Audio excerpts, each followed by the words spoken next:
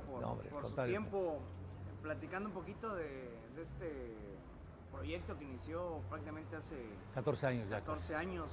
¿Cómo pues surge esta idea de que en Chiapas, tal vez un estado pues alejado de los equipos de primera división, tuviera un equipo de fútbol de la primera categoría? Sí, Hans, gracias por recordar que ya vamos a cumplir 14 años de franquicia a un proyecto que muchos le auguraban una muy corta vida, ¿no? Pensaban que Jaguares no duraría más de 2 o 3 temporadas y además estuvieron a punto de cumplir con su mal pronóstico porque estuvimos muy cerca del descenso realmente en una temporada. Algunas personas después me preguntaban a mí que cómo se me había ocurrido un equipo profesional para Chiapas, un estado que no había destacado ningún deporte masivo, excepto flashazos individuales como el de Romeo Anaya, campeón mundial de box, y algunos otros muy menores signos de un deporte de altura en Chiapas. Y yo le respondí que no era un asunto de ocurrencias, que realmente, perdón que lo presuma ahora, pero fue un proyecto bien pensado. Chiapas, en las condiciones que lo encontramos, y durante muchas décadas me pareció que en ese entonces era un estado cuya diversidad, lejos de ser fortaleza, era causa de todas las divisiones en Chiapas. Teníamos y seguimos teniendo todas las religiones, hasta las impensables aquí en el estado. Teníamos todas las fuerzas políticas que se puedan imaginar, incluyendo las organizaciones sociales y económicas que son más poderosas que los partidos políticos. Un estado pluricultural con más de una docena de lenguas, incluidas el español, con regiones nada parecidas unas a otras, hasta con un movimiento armado. ¿Sí? Teníamos una policromía de expresiones sociales, culturales, religiosas, étnicas, que nos dividían, y buscábamos un elemento que le diera una identidad nueva, una identidad en construcción a esta sociedad que se veía tan dispersa, ¿no? Y pensamos, un poco siguiendo el ejemplo de Mandela en Sudáfrica, que el deporte podía ser ese elemento que ayudara a una identidad en construcción en Chiapas, la identidad jaguar. Todo fue gracias a que Pegaso acumuló 2 franquicias en Veracruz y la plaza de Veracruz no aguantaba 2 equipos de primera división. Tuvimos pláticas con ellos y en principio efectivamente estaban incrédulos de cómo un gobierno de Chiapas se interesara en que trajeran su franquicia para acá, qué ofrecían, qué expectativas, en qué terreno iban ellos a caer.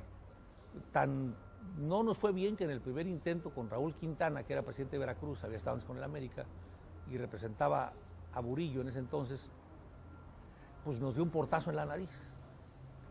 Pero si algo me ha caracterizado es que soy muy terco, muy necio. Entonces dije, bueno, si Quintana no cierra las puertas, voy a buscar directamente al dueño, y busqué a Burillo. Burillo entonces trabajaba para la selección mexicana, estaba a punto de irse a Corea, y me dijo, bueno, te voy a cambiar al interlocutor. Fue una gran decisión, me mandó a Toño García. Toño García fue muy sensible, y yo creo que junto con Alejandro, pues realmente Toño es el padre del fútbol en Chiapas, ¿no? Hizo todo lo que tenía que hacer para que el fútbol llegara, y nosotros hicimos nuestra parte en lo que yo considero un modelo ideal de lo que debe de ser la intervención de los gobiernos en el fútbol profesional. Yo no favorezco la idea de que los gobiernos tomen del presupuesto público para financiar equipos de fútbol. No es esa la tarea, sobre todo en estados con gran necesidad como el nuestro. Y eso fue parte de mi aprendizaje. Yo le insistía a Toño que la afición de Chiapas era muy buena afición, y él me dijo, pero ni siquiera tienes un estadio que llene los requisitos para jugar en primera división. Y le dije, cuando nos digan que sí, nosotros tendremos el estadio. Me dijo, sí, pero la afición no determina las finanzas de un equipo, es muy poco lo que aporta la asistencia del público a los estadios. Estamos hablando que entonces habían otras fuentes de ingreso que eran mucho más jugosas que hoy. Por ejemplo, la televisión pagaba mucho más que hoy, paradójicamente, ¿no? La exclusividad de la cervecería pagaba casi 25 millones de pesos por temporada para una exclusividad, era un ingreso importantísimo. Entonces Toño me dijo, ahí está la fuente de ingresos para sostener a un equipo. Me dijo, se necesita alrededor, me dijo, de unos 80 millones de pesos al año para sostener a un equipo de fútbol. Y no creo que ustedes puedan conseguir eso. Fuimos caminando del estadio a Palacio, y así como estamos tú y yo, Toño, frente a mí, yo empecé a hacer algunas llamadas. Busqué en aquel entonces a Ricardo Martín, el presidente Soriana. Él estaba muy contento porque le estaba yendo muy bien en Chiapas. Con sus tiendas nosotros les dimos facilidades porque ofrecieron crear 1.500 empleos y esa es una razón suficiente para que el Estado aportara lo que tuviera que aportar en infraestructura urbana. Y Ricardo nos apoyó. Fue, si te acuerdas, el principal anunciante. Y ahí frente a Toño hablé con Ricardo Martín, que me tomó la llamada generosamente, hablé con don Lorenzo Zambrano de Cemex, y hablé con todos los que pudieran anunciarse en el equipo. Inclusive hablé hasta con el presidente de la República, para pedirle que siendo Chiapas un estado productor de petróleo, nos ayudara para que Pemex se anunciara en el equipo. Pemex se anunció, si te acuerdas. El primer equipo Jaguares era realmente un periódico en el uniforme, tenía publicidad por todos lados. Y en esa sentada logramos conseguir 100 millones de pesos. Por eso insisto en que el modelo ideal de un gobierno en el fútbol debe ser esta, la de un gestor de negocios, la de un gestor de ingresos para el equipo. Toño estaba con la boca abierta. Conseguimos más de lo que él se hubiese imaginado siquiera para una primera temporada del equipo. Y no tuve otra más que llamarle a Burillo y le dije, oye, pues aquí tenemos un gobernador que nos ha cerrado todos los obstáculos y todas las reservas que podamos tener, no tenemos ya ninguna excusa que ponerle. Va a estar el estadio, consiguió ya los recursos, y Burillo dijo, pues el equipo va. Y el equipo vino y comenzó con finanzas sanas, y ahí es a donde también decidimos, poco en broma le dije a Toño, Toñito, yo no quisiera que en entonces el Atlante no tenía un solo anuncio en el uniforme, ¿no? Pues traía Pegaso, ¿no?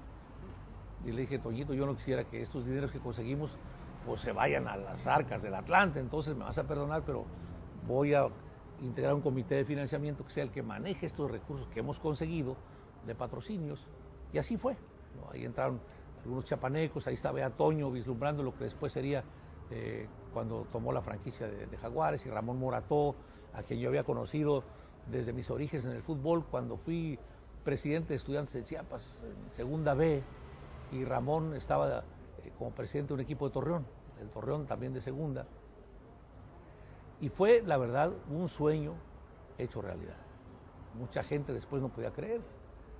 Como muchos otros logros, me preguntaban, ¿y por qué Chiapas? Yo les decía, ¿y por qué no? Y el principal argumento era cómo en un estado pobre el gobernador invierte su tiempo para gestionar recursos y construir un estadio para que haya fútbol. Y le dije, si la pobreza fuera factor determinante para decidir dónde hay o no fútbol, ya nos hubiésemos privado del fútbol de Brasil, que en muchas zonas pobres se juega fútbol, ya el de África, que ahora son unos monstruos los jugadores africanos. Dije, eso no determina, al contrario, es un factor importante.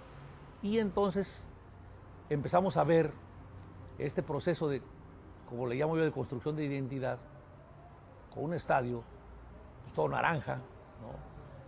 Lo único que me atreví a decirle a la directiva fue, por favor, hagan una tribuna en donde la gente de escasos recursos tenga acceso al fútbol, que sea la taquilla más barata, y busquen algún elemento para que esté ahí la gente. Dijeron, bueno, vamos a poner una tribuna donde se cobre 50 pesos a todos, con la condición de que vayan con su camiseta naranja. Y así surgió la tribuna naranja, que era un espectáculo, te vas a acordar, impresionante en aquel entonces. Pues ese equipo surgió así, con muchos tropiezos al principio, pero después, en muy poco tiempo, tuvimos una temporada excepcional con José Luis Trejo, ¿no? Estuvimos a punto de romper el récord de más puntos logrados en un torneo corto, que hasta hoy tiene el América con 43. Nosotros hicimos 42 puntos. Impensable ahora, ya ni siquiera digo yo para Jaguares, impensable para cualquier equipo hacer torneos ya de arriba de 40 puntos. Arriba de 30 puntos están todos en la picota de un torneo ahora.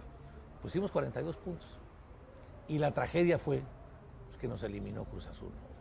Quedamos en primer lugar con una gran temporada, y el Cruz Azul, que había tenido una pésima campaña, tuvieron que relevar al profe Mesa, y entra Flaco Tena y comienza a ganar, y llega Cruz Azul con un envión y entra como octavo lugar.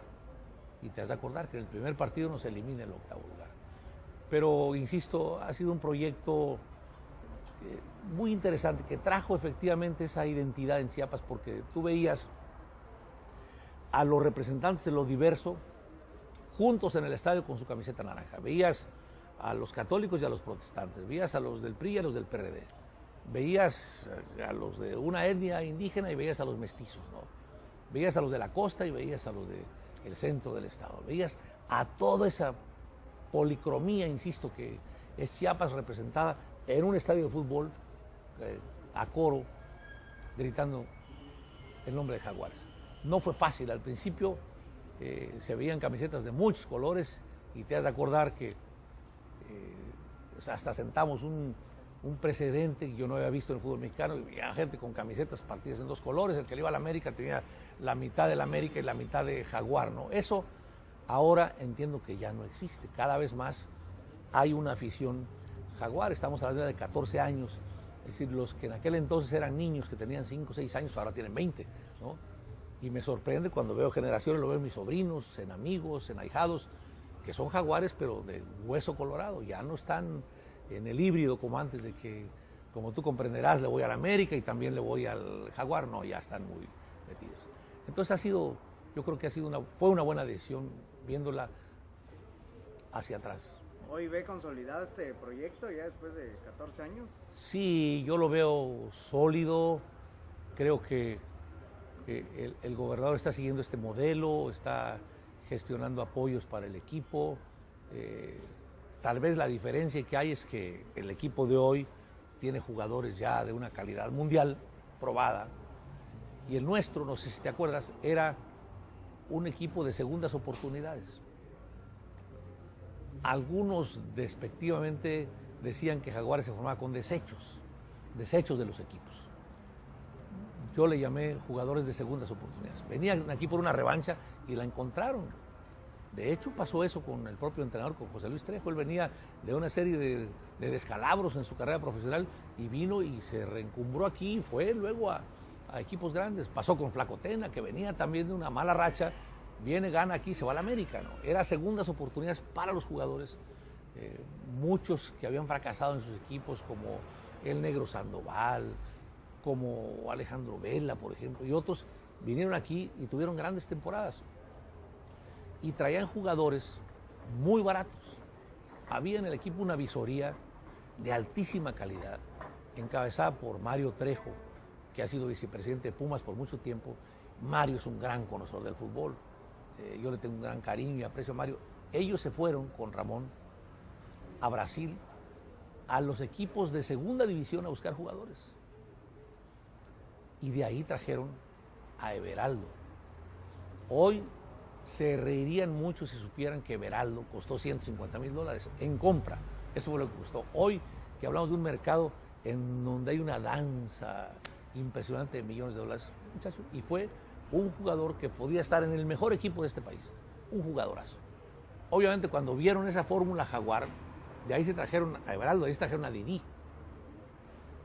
Incluso Cabañas, aunque venía de un equipo de primera división de Chile, llegó en condiciones de jugador barato, muy barato. Entonces, cuando vieron esa fórmula, muchos regresaron al año siguiente a Brasil, a la segunda división por jugadores, pero ya los encontraron a un precio bastante más elevado, ¿no? Por ejemplo, de ahí trajeron a Wilson Thiago al Morelia, un gran jugador, igual era compañero de Everaldo, ¿no? Entonces fue un conjunto de esfuerzos. Había romanticismo, había mucha pasión, se creía en lo que estaba haciendo y cada quien tenía un rol que jugar y lo hacía muy bien, ¿no? Después con Toño Leonardo a la cabeza, que fue un líder del proyecto, pero Mario Trejo siempre ayudando para buscar jugadores, y Ramón en la operación del equipo. Fueron años muy bonitos. Yo los recuerdo con mucho cariño como uno de los logros más queridos de mi administración.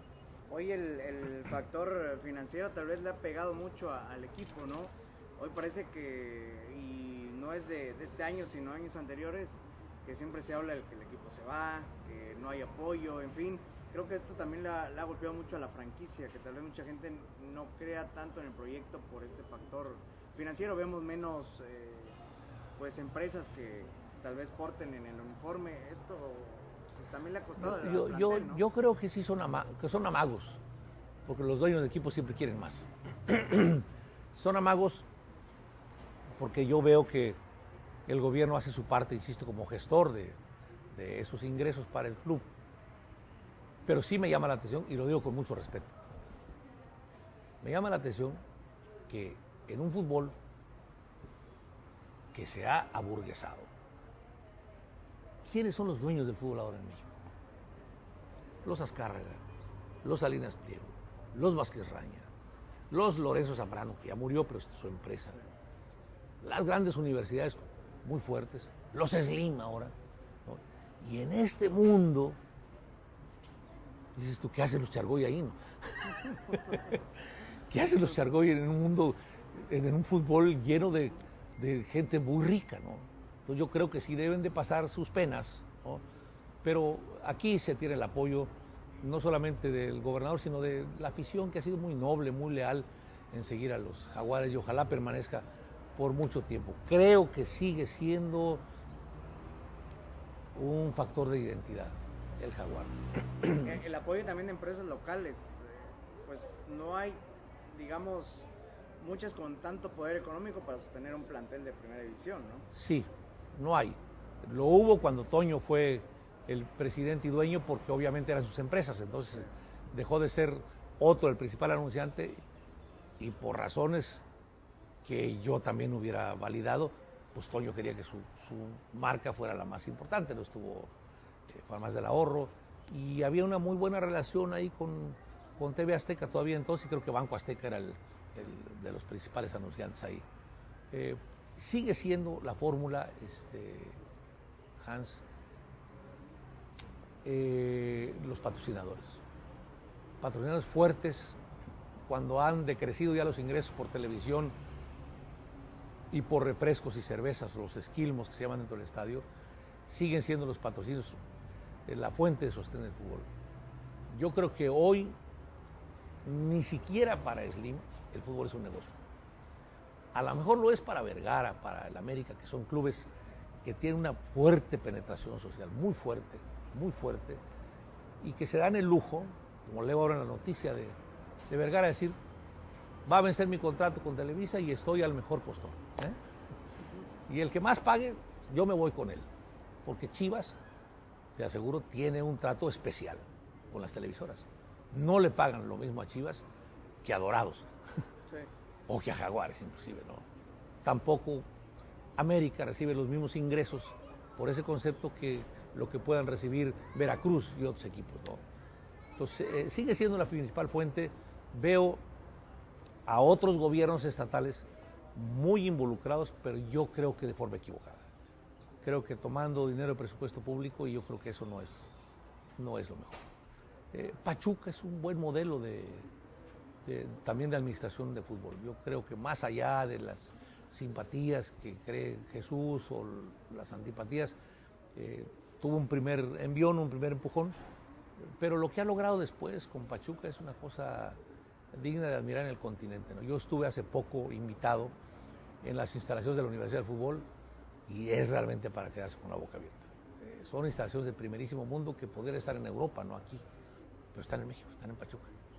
Sí, hay clubes muy exitosos. Yo creo que el fútbol mexicano cada vez está haciendo un fútbol más de élite. El que traigamos a jugadores como Guiñac, Tigres, ¿no? Un muchacho que está en la selección de Francia, que está en el momento más alto de su carrera, que pueda venir a jugar al fútbol mexicano, eso le da un prestigio a nuestro fútbol, y yo les aseguro que muy pronto vamos a seguir teniendo más Guiñac en el fútbol mexicano. De esto que comentaba del apoyo gubernamental, lo vemos en Veracruz, lo vemos en Puebla, que ampliamente lo han dicho que del erario pagan a los jugadores. En Chiapas, pues también siempre se ha sonado eso, ¿no? De que sale del mismo erario el pago de los jugadores. Pero ya decía, el que se puedan dar tal vez situaciones así, pues limpie un poquito también esto, ¿no? Pues digo, nosotros, insisto, sí se dijo en nuestro tiempo. Lo que no se puede negar es que nosotros invertimos en el estadio. ¿Sí? Que es del Pero Estado. que es del Estado, ¿no? Es una justificación, invertimos porque es del Estado. Sin embargo, vean la diferencia. En aquel entonces, y estamos hablando de 14 años, tampoco el dólar estaba a 50 pesos, no digo, ahí más o menos. Costó 50 millones la remodelación del estadio, la ampliación. Y el Coruco Díaz, ¿sabes cuánto costó? 500 millones. Ve la diferencia. 50 millones aquí, 500 el Coruco Díaz y ya no digamos el Cuauhtémoc, ¿no? Pero ahí nadie dice nada. Nos critican por el estadio.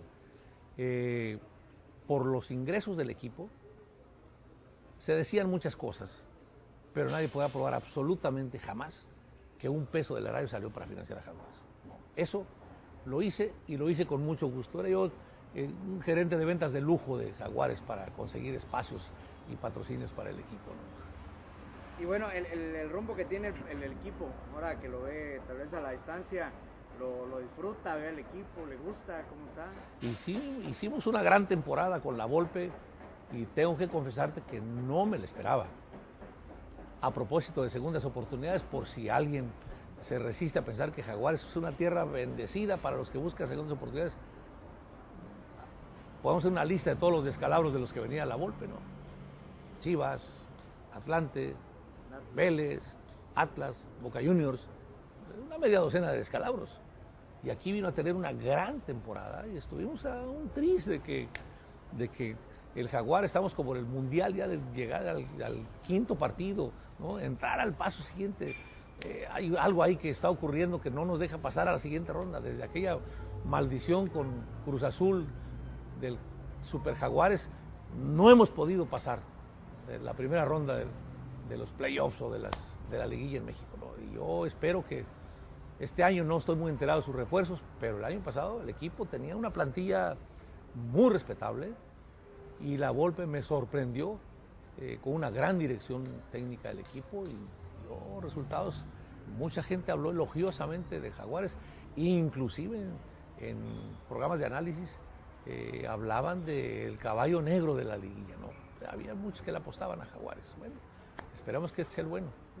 Y bueno, por último, en dado caso, porque va a tener que llegar el momento, porque así lo marcan las reglas de la federación, de que los mismos dueños de varios equipos tengan que vender una franquicia, me gustaría que sea un chiapaneco el que comprara a Jaguares, que se quedara ya con manos chiapanecas. Digo, al final los chargos tendrán que decidir Puebla o Jaguares, ¿no? Digo, yo creo, la verdad, no estoy insinuando nada, pero creo que el único que tiene en Chiapas, el potencial y la vocación y el cariño para comprar una franquicia de fútbol es Toño Leonardo. Creo que no veo a otro, ¿eh? Yo no veo a otro. Incluso se rumoró que Toño podía regresar a Jaguares. Si eso ocurriera, sería una gran noticia para los chiapanecos. Toño, que sabía algo de fútbol y en el camino fue aprendiendo mucho más, ahora ya sabe, no solamente sabe de fútbol como espectáculo, sino sabe de fútbol como negocio. Y creo que él tendría fórmulas exitosas para tener un equipo financieramente viable y exitoso, ¿no? Ojalá y eso pudiera ocurrir. Y bueno, ¿naranja o verde? Jaguar. Pues ahí está. Pues le agradezco mucho. No, Jas, que estés muy bien y que tengas un feliz año.